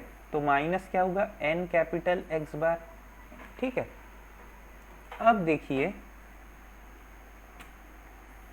ये जो होता है मेरा x1 plus x2 plus x3 plus dot dot plus xn by n, ये मेरा क्या होता है, यही तो होता है, मीन ही तो होता है ये। तो अगर यहाँ पे मैं ये वाले n को इधर लेके जाऊँगा तो क्या होगा, x1 plus x2 plus x3 plus xn जो होगा वो क्या होगा मेरा, n कैपिटल X बार, ठीक है। तो यहाँ पे मैं इसको किससे रिप्लेस कर सकता हूँ, कैपिटल X nx से। तो अगर मैं रिप्लेस करता हूँ तो एन एक्स बार माइनस एन एक्स बार, जो कि क्या आया मेरा 0। तो डेविएशन का जब भी, अगर मैं जितने भी डेविएशंस की रीडिंग है, अगर मैं ये पिछले वाले एग्जाम्पल में सारे ऐसे डेविएशंस को कैलकुलेट करता यहाँ पे 4 बार, और अगर मैं इसको फिर ऐड करता, ठीक है, तो आप देखोगे क्या कि यहाँ पे 0 आएगा।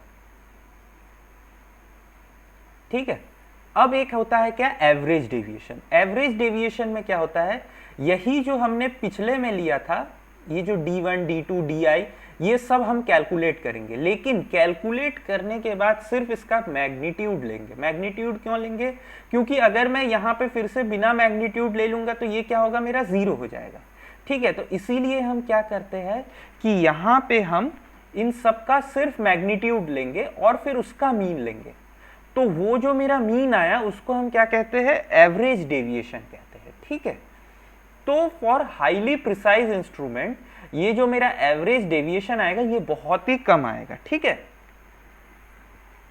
ये सब देखिए, ये सब जो है ना, ये बेसिकली थ्योरी टाइप का है, इसमें मैं और आप लोगों को कुछ एक्सप्लेन नहीं कर सकता कि मतलब अब मैं क्या, ये सब आप लोग सोच रहे हैं, मतलब अगर मैं ये सब का अगर एग्जाम्पल लेके आप लोगों को सॉल्व करने बैठूं तो मतलब कितना टाइम आप लोगों का, मेरा तो कुछ नहीं, मेरा क्या है, मैं पढ़ा सकता हूँ, लेकिन आप लोगों का बहुत ज़्यादा टाइम वेस्ट होगा। तो इसीलिए यहाँ पे ना ये सब चीज़ें समझने वाला है, और यहाँ पे ये सब चीज़ें पूछा भी नहीं जाता है, जो पूछा जाता है वहाँ पे मैं आप लोगों को बहुत ही स्ट्रेस देके पढ़ाऊँगा ही। ठीक है, तो ये एवरेज डेविएशन है। ये जो एक है, ये हमारा एक नोट पॉइंट है, इसको हमेशा याद रखिएगा क्या, कि for a highly precise instrument जो डेविएशन होगा वो हमारा काफ़ी कम होगा।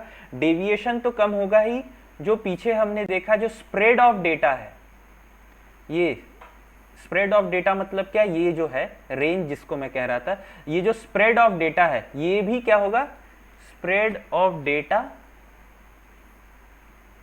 Will also be less.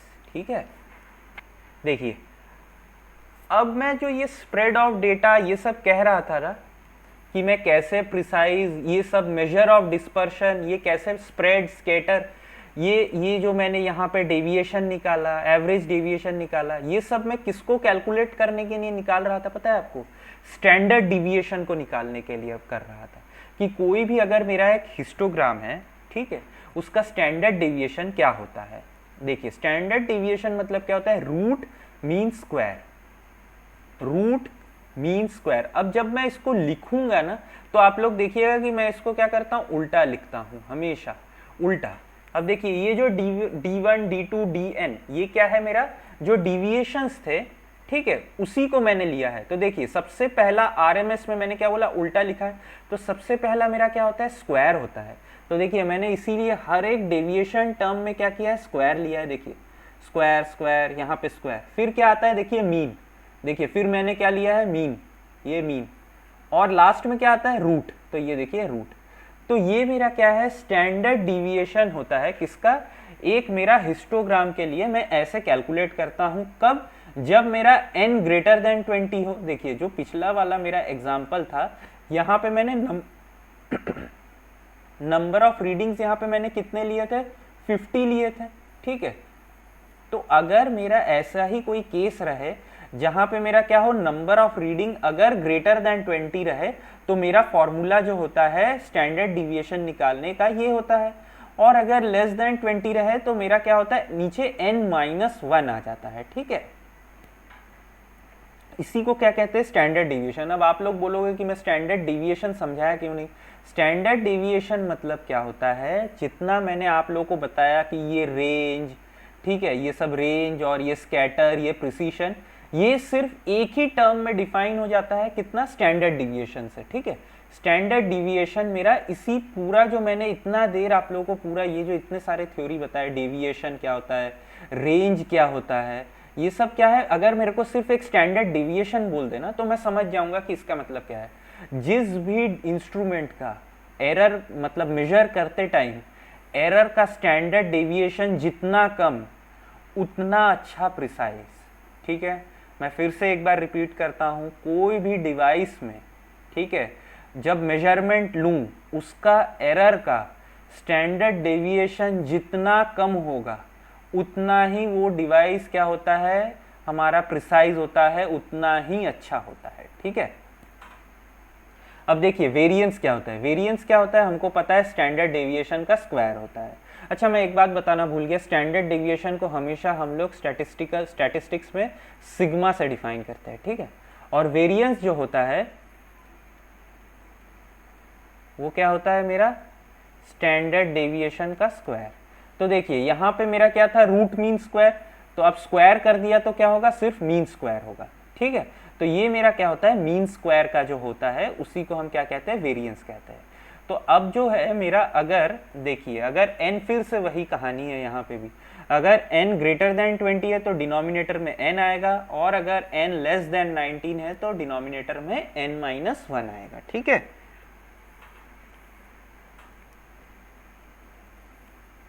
अब देखिए ये जो है ना, ये एक बहुत अच्छा इंपॉर्टेंट सा फॉर्मूला है कि variance and standard deviation of combination of component.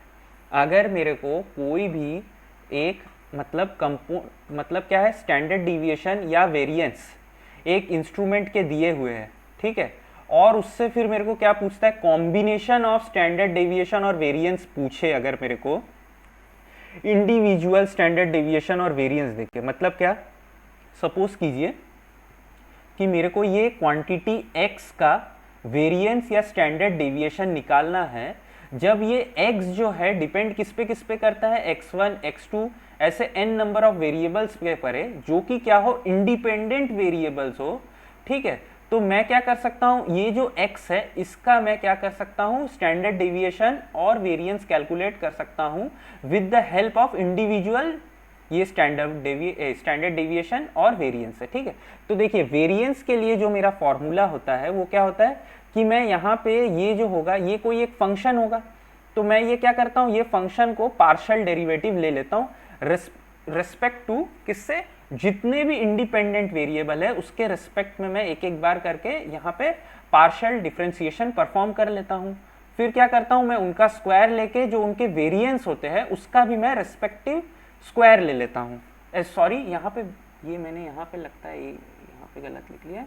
Variance में देखिए, वेरिएंस के टाइम में ना हम जो इसके रेस्पेक्टिव वेरिएंस है ना उसको लिख लेते हैं। देखिए यहाँ पे ये मैंने x1 का जो वेरिएंस है उसको लिख लिया, x2 का जो वेरिएंस है उसको ले लिया।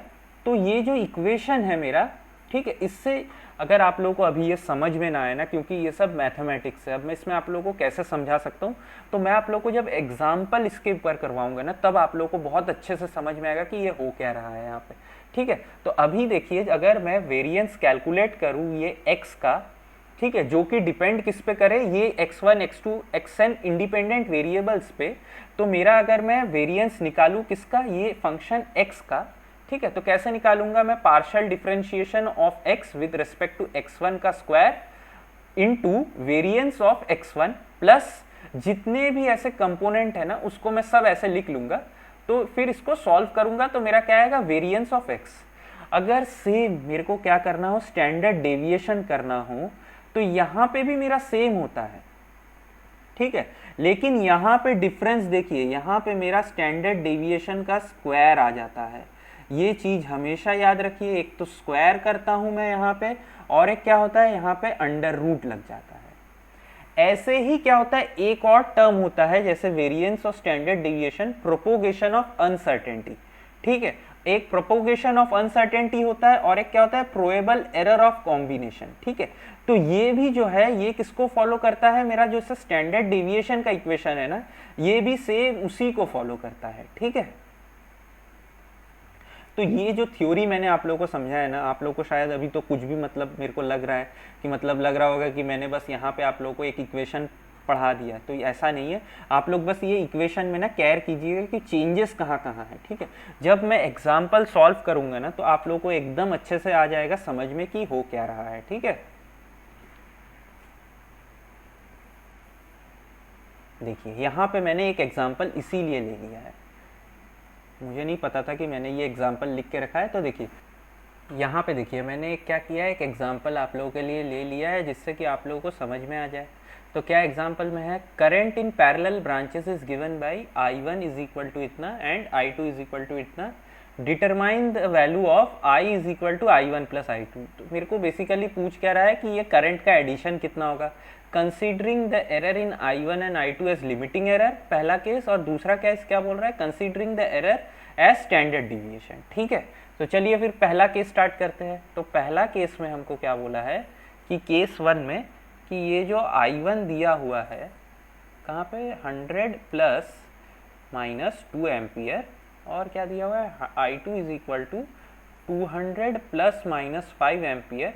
यहाँ पे जो ये 2 और 5 है इसको क्या कंसीडर करने बोला है हमको, एज लिमिटिंग एरर्स कंसीडर करने बोला है। तो अगर मैं इसका फंक्शन का पहले वैल्यू निकाल लूँ, फंक्शन का मीन वैल्यू निकाल लूँ, तो क्या होगा आई इज इक्वल टू 100 प्लस 200, जो कि क्या हुआ मेरा 300 आ गया। ठीक है, अब मैं क्या करता हूँ कैलकुलेशन ऑफ लिमिटिंग एरर्स। तो मेरे को क्या पता है कैलकुलेशन ऑफ लिमिटिंग एरर जब एडिशन हो दो टर्म तो तब मैं कैसे लिखता हूँ,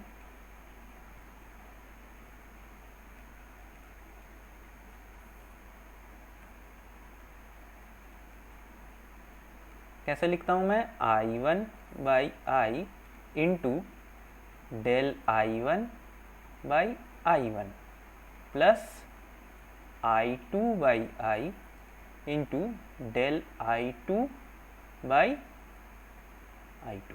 ठीक है, अब मैं ये क्या करूँगा, वैल्यूज पुट करना स्टार्ट करूँगा। तो देखिए आई वन मेरा क्या है यहाँ पे 100 बाई, यहाँ पे आई कितना मैंने निकाला है 300 into del I one. Del I one मेरा कितना है, देखिए यहाँ पे मैंने क्या बोला है आई वन और आई टू में इसको क्या है लिमिटिंग एरर। तो डेल आई वन मेरा क्या होता है, डेल आई वन मतलब क्या है मेरा, डेल आई वन मतलब a measured value in one minus a true value in one. ठीक है, तो यहाँ पे मेरा मेजर्ड माइनस ट्रू वैल्यू यही मेरा डेल आई वन, तो ये तो दिया हुआ है मेरे को 2, तो इंटू 2 डिवाइडेड बाई क्या है मेरा आई वन। तो आई वन मेरा क्या हुआ फिर से 100 प्लस आई टू मेरा कितना है 200 बाई आई फिर से 300, यहाँ पे मेरा डेल आई टू कितना दिया हुआ है 5 दिया हुआ है, डिवाइडेड बाई कितना है मेरा आई टू 200। अब इसको सॉल्व करते हैं, देखिए तो यहाँ पे मेरा क्या हुआ, ये 100 गया और यहाँ पे ये 200 गया। ठीक है, तो ये मेरा क्या आया 2/300 5/300, मतलब ये कितना हुआ मेरा, विच इज इक्वल टू मेरा प्लस माइनस 7/300 आ गया। ठीक है, अब देखिए यहाँ पे कितना आया 7/300, यहाँ पे क्या आया मेरा डेल आई बाई आई। अगर मेरे को यहाँ पे परसेंटेज पूछता, रिलेटिव एरर का परसेंटेज पूछता, तो मैं डायरेक्टली 100 से मल्टीप्लाई करता। लेकिन यहाँ पे देखिए यहाँ पे मेरे को क्या दिया हुआ है एज अ, मतलब यहाँ पे मेरे को 100 प्लस माइनस एरर दिया हुआ है। क्योंकि एरर दिया हुआ है इसीलिए मेरे को यहाँ पे कौन सा क्वांटिटी चाहिए, बेसिकली ये डेल आई वाला क्वांटिटी चाहिए। ठीक है, तो ये आई को मैं इधर मल्टीप्लाई कर दूंगा, इसका मतलब क्या हुआ प्लस माइनस 7 डिवाइडेड बाई 300। आई का वैल्यू क्या है 300 है, तो ये 300 ये 300 गया। तो मेरा बेसिकली जो एरर होगा वो कितना होगा 7 एम्पियर का होगा, प्लस माइनस किसमें आई में। तो इसीलिए मेरा आंसर क्या आएगा यहाँ पे प्लस माइनस 7 एम्पियर। ठीक है, तो इसीलिए जब मैं इस एरर को as a limiting error consider करूंगा तो मेरा आंसर ये आएगा। अब जब मैं considering the error as standard deviation बोला है, ठीक है, तो अब स्टैंडर्ड डेविएशन जब बोला है ना, तो देखिए ये जो मेरा वैल्यूज दिया हुआ है ना, ये 2 और ये 5, ये मेरे को क्या बोला है बेसिकली स्टैंडर्ड डिविएशन दिया हुआ है। ठीक है, तो यहाँ पे भी जब मैं I1 प्लस I2 कैलकुलेट करूँगा, मतलब I का वैल्यू वो कितना आएगा मेरा 300 आएगा। ठीक है, लेकिन अब जब मैं स्टैंडर्ड डिविएशन कैलकुलेट करूँगा तो देखिए स्टैंडर्ड डिविएशन के लिए मैंने फॉर्मूला क्या दिया था, ये वाला, ये आप लोग कॉपी में नोट करके रखे हैं। तो देखिए अब मैं लिखना स्टार्ट करता हूँ इसको। तो देखिए del X is equal to, sorry यहाँ पे एक्स नहीं होगा, यहाँ पे क्या आएगा del I is equal to क्या होगा मेरा square root del I by del I one का whole square into standard deviation of 1 का whole square plus del I by del I two का होल स्क्वायर स्टैंडर्ड डेविएशन का square. अब मैं ये एक एक करके कैलकुलेट करता हूँ। तो देखिए मेरे को दिया क्या हुआ है यहाँ पे i इज इक्वल टू क्या दिया हुआ है i1 प्लस आई टू। अब अगर मैं इस इक्वेशन को डिफ्रेंशिएट करूँ, पार्शियल डिफ्रेंशिएट करूँ विद रिस्पेक्ट टू i1 तो क्या आएगा मेरा del I by del i1 जो होगा वो क्या होगा 1 होगा, क्योंकि सिर्फ यही यहाँ पे i1 है और यहाँ पे तो i2 है जो कि 0 होगा। वैसे ही अगर मैं कैलकुलेट करूँ क्या कि del I by del i2 करूँ तो ये भी क्या आएगा मेरा 1 आया, तो ये दोनों का वैल्यू 1 आया। तो अब मेरा स्टैंडर्ड डिविएशन इन i जो हुआ वो बेसिकली क्या हुआ 1 स्क्वायर इंटू इसका स्टैंडर्ड डिविएशन कितना है मेरा, स्टैंडर्ड डिविएशन 2 दिया हुआ है तो 2 स्क्वायर प्लस यहाँ पे भी 1 आया, इसका स्टैंडर्ड डिविएशन कितना है 5 स्क्वायर है तो ये क्या हुआ अंडर रूट 29। तो ये जो वैल्यू आएगा 300 प्लस माइनस रूट ओवर 29 आएगा इसका आंसर। ठीक है, तो ये आप लोग कैलकुलेट किया, रूट ओवर 29 मतलब 5 पॉइंट कुछ कुछ होगा। ठीक है, 5 पॉइंट कुछ कुछ होगा। तो मेरा पिछला वाला जो केस आया था वहां पे मेरा आंसर कितना आया था 300 प्लस माइनस हमने देखा था कितना 7 एम्पियर आया था, और यहाँ पे कितना आ रहा है 5 पॉइंट समथिंग आएगा ये, जब मैंने इसको क्या लिमिटिंग एरर कंसीडर किया था। और जब मैंने दूसरी बार इसको स्टैंडर्ड डेविएशन कैलकुलेट किया तो क्या आया 300 प्लस माइनस रूट ओवर 29। कब, जब मैंने इसको स्टैंडर्ड डेविएशन में पकड़ा। ठीक है, तो ये एग्जाम्पल क्लियर हुआ। अभी ये वाला इस टाइप के क्वेश्चन ना गेट में 2-3 बार पूछे गए तो वो हम सब सॉल्व करेंगे, तब और भी अच्छे से आप लोगों को ये क्लियर होगा कि ये कंसेप्ट क्या है। ठीक है, देखिए हमारा अगला जो क्वेश्चन है उसमें हमें क्या पूछा है, resistance is determined by voltmeter ammeter method. देखिए वोल्टमीटर एमीटर मेथड जो होता है ना, यहाँ पे क्या होता है मेरा जो रेजिस्टेंस होता है वो basically reading of voltage divided by reading of ammeter होता है। ठीक है, तो इसी को वोल्टमीटर एमीटर मेथड कहते हैं। अभी के लिए इतना ही आप लोग पता रखिए बस। तो the voltmeter reads 100 volt with probable error of plus minus 12 पर वोल्ट। तो देखिए वहाँ यहाँ पे वोल्टेज जो है वो क्या बोला है मेरे को, वोल्टेज जो है वो क्या है 100 प्लस माइनस 12 वोल्ट।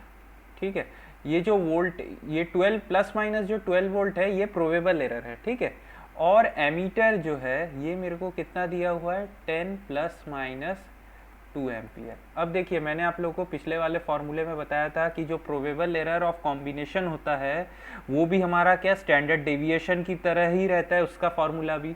तो अगर मैं इसका फॉर्मूला लिखूं अभी तो देखिए कैसे लिखूंगा, तो जो मेरा प्रोबेबल एरर ऑफ आर रहेगा वो क्या रहेगा square root D R by D V whole square into probable error of v का square plus del are by del A whole square R of A का होल स्क्वायर।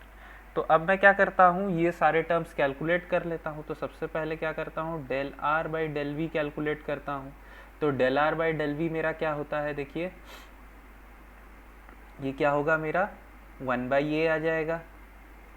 ठीक है, और अगर मैं देखूँ del are by del a करूँ तो ये मेरा क्या आया minus v by a square. ठीक है, अब मैं इन सब का वैल्यूज पुट करना स्टार्ट करता हूं। तो देखिए कैसे लिखूं मैं, तो 1/a मेरा क्या है 10, तो 1/10 का whole square into probable error of voltage, तो ये कितना है मेरा 12 स्क्वायर प्लस ये कितना है मेरा v कितना है 100 बाई माइनस होगा ये बाई ए स्क्वायर कितना है ये भी मेरा 100, इसका कितना हुआ whole square into R A का स्क्वायर, तो ये कितना हुआ मेरा 2 स्क्वायर। तो ये मेरा कितना आया 144, तो ये आया कितना मेरा 1.44 प्लस ये तो कैंसिल हो गया, प्लस कितना हुआ, ये 4 हुआ, तो which is equal to under root of 5.44। तो ठीक है, आप लोग इसको कैलकुलेट कर लीजिएगा, अंडर रूट 5.44 जितना भी आता होगा तो वो आप लोग देख लीजिएगा। तो जब प्रोबेबल एरर, तो मेरा अब जो वैल्यू आया, इसका मतलब जो मेरा आर का जो वैल्यू होगा वो कितना होगा, v बाई ए। अब v देखिए कितना था मेरा, 100 बाई ए, तो a कितना हुआ मेरा 10 था। अब जो होगा प्लस माइनस प्रोबेबल एरर यहाँ पे कितना है, अंडर रूट ऑफ 5.44, तो ये कुछ 2.21 का होता है, 441, 22, 576, तो ये कुछ आपका होगा 2.2 के आसपास ही होगा। ठीक है, तो ये जो मेरा आंसर आएगा 10 प्लस माइनस 2.23 ऐसे कुछ आ जाएगा। ठीक है, तो ये इसका आंसर हुआ। ठीक है, अब देखिए नेक्स्ट जो है ये हमारा क्या है, नॉर्मल कर्व या गॉसियन कर्व। तो हम लोगों को पता ही है। अब देखिए मैं यहाँ पे ना, आप लोगों को मेरा दिक्कत यही होगा कि अगर मैं यहाँ पे एक्सप्लेन करना स्टार्ट करूँ ना इसको, तो ये बहुत टाइम ले लेगा। तो इसीलिए मैं क्या है, आप लोगों को जो फॉर्मूला से है बेसिक, उसी को मैं एक्सप्लेन कर देता हूँ। ठीक है, तो देखिए नॉर्मल या गॉसियन कर्व जो होता है ये एक बेल शेप कर्व होता है। ठीक है, तो यहाँ पे जो मेरा y, ठीक है y, ये देखिए y है इधर और ये x है, और यहाँ पे जो ये गॉसियन कर्व का मेरा स्टैंडर्ड डेविएशन जो रहता है वो किससे, सॉरी स्टैंडर्ड डेविएशन सिग्मा से डिफाइंड रहता है, और वेरिएंस क्या होता है, सिग्मा स्क्वायर होता है, और ये म्यू जो है ये मेरा क्या है, मीन है। ठीक है, तो देखिए जो y जो मेरा फंक्शन रहता है which is a function of x, वो क्या होता है, ये वाले फॉर्मूला से हमारा नॉर्मल या गॉसियन कर्व डिफाइन करते हैं। अब जो स्टैंडर्ड गॉसियन कर्व जो होता है वो क्या होता है, मेरा जीरो मीन, और इसका जो वेरिएंस होता है ये हमेशा 1 होता है। ठीक है, तो यहाँ पे जो मेरा डेटा वैरी करता है ये कितना वैरी करता है, 1 से वैरी करता है, मतलब मेरा सिग्मा का जो वैल्यू है ये सब 1 है। ठीक है, तो इसके लिए मैं यहाँ पे ऊपर में अगर वैल्यू पुट करूँ तो देखिए यही वाला इक्वेशन आ जाएगा। अब यहाँ पे ना कुछ कुछ चीज़ें हम लोग का पॉइंट नोट करने वाला है। ठीक है, ये जो मेरा नॉर्मल या गॉसियन कर्व है ना, ये हमारा प्रोबेबिलिटी डिस्ट्रीब्यूशन फंक्शन भी होता है। ठीक है, एक तरह से इससे हम प्रोबेबिलिटी भी डिफाइन कर सकते हैं। तो अब ना मैं कुछ आप लोगों को यहाँ पे इसके पॉइंट्स बता देता हूँ। तो देखिए ये जो गॉसियन कर्व होता है ना, ये मीन के अक्रॉस में, ये वाला जो मीन होता है ना, इसके अक्रॉस में हमेशा सिमेट्रिक होता है। सिमेट्रिक मतलब क्या, कि देखिए यहाँ पे भी जो मीन के अक्रॉस में जो वैल्यू रहेगा ना, ये देखिए मीन के अक्रॉस में हमेशा सेम वैल्यूज इसके रहते हैं, मतलब ये सिमेट्रिक कर्व है अक्रॉस मीन। ठीक है, तो देखिए दूसरा पॉइंट क्या बोला है यहाँ पे, maximum value of Gaussian function is at mean. तो गॉसियन फंक्शन का जो मैक्सिमम वैल्यू रहेगा वो हमेशा मीन पे ही रहता है, और जो गॉसियन कर्व का जो मेरा एरिया रहता है ये हमेशा 1 रहता है, और अगर मीन के राइट साइड में देखें तो हाफ रहता है, मीन के लेफ्ट साइड में देखेंगे तो हाफ रहता है। ठीक है, अब एक और चीज़ हम लोग यहाँ पे नोट करेंगे, वो क्या है कि देखिए ये जो मेरा एरिया है गॉसियन कर्व का, ये तो मेरा स्टैंडर्ड गॉसियन कर्व है। स्टैंडर्ड गॉसियन कर्व का मेरा जो एरिया रहता है ये हमेशा 1 रहता है। ठीक है, यहाँ पे देखिए मैंने गलती से बोल दिया कि ये वाले कर्व का एरिया हमेशा 1 रहेगा, लेकिन स्टैंडर्ड गॉसियन का हमेशा एरिया जो रहता है वो 1 रहता है। ठीक है, ये वाले को मैं कुछ भी करके 1 से ज़्यादा भी कर सकता हूँ। ठीक है, तो यहाँ पे इसका जो एरिया रहता है ये हमेशा 1 रहता है।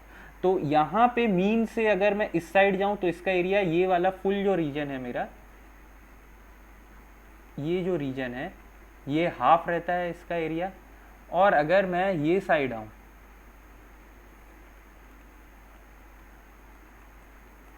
तो ये भी मेरा क्या रहता है, हाफ रहता है एरिया।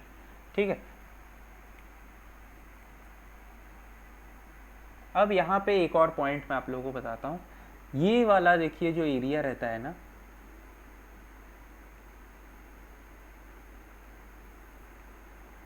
वन स्टैंडर्ड डेविएशन का एरिया जो रहता है ना, ये मेरा कितना रहता है, 68.4, सॉरी 68.2।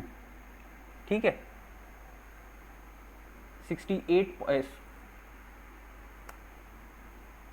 यहाँ तक का जो एरिया रहता है ना ये मेरा रहता है कितना, 0.68 रहता है, 0.682। ठीक है, अब अगर मैं आपको बोलूं कि अगर मैं 2 स्टैंडर्ड डेविएशन तक का एरिया लूं, मतलब ये वाला एरिया कुछ, ठीक है, तो ये मेरा कितना होता है, ये मेरा होता है कितना, 95 सॉरी 0.954। ठीक है, और अगर मैं 3 स्टैंडर्ड डेविएशन तक का एरिया लूँ, 3 स्टैंडर्ड डेविएशन तक का अगर मैं एरिया ले लेता हूँ, मतलब कितना, ये वाला पूरा, ये यहाँ तक, तो ये कितना होता है, 0.997 तक होता है। ठीक है, तो ये आप लोग याद रखिएगा। देखिए मैं फिर से बहुत अच्छे से इसको एक्सप्लेन कर देता हूँ कि कहाँ से कहाँ तक का एरिया। देखिए यहाँ से यहाँ तक का जो एरिया रहता है ना, ये 0.684 रहता है। ये 2 से -2 तक का स्टैंडर्ड डेविएशन का रहता है 0.954, और ये जो -3 से लेके 3 का स्टैंडर्ड डेविएशन जो रहता है, ये क्या रहता है मेरा, 0.997। ठीक है, तो बस अभी हमारे मेजरमेंट के लिए हमें इतना ही ज़रूरत है एरर एनालिसिस को सॉल्व करने के लिए। तो आशा करता हूँ मेरे को आज का लेक्चर आप लोगों को समझ में आया होगा। अगर आप लोगों को कोई पॉइंट समझ में ना आए तो आप लोग कमेंट सेक्शन में ज़रूर इसको कमेंट कर दीजिए, मैं उसको क्लियर करने का, एक्सप्लेन करने का आप लोगों को कोशिश करूँगा। ठीक है, तो चलिए फिर मिलते हैं नेक्स्ट क्लास में।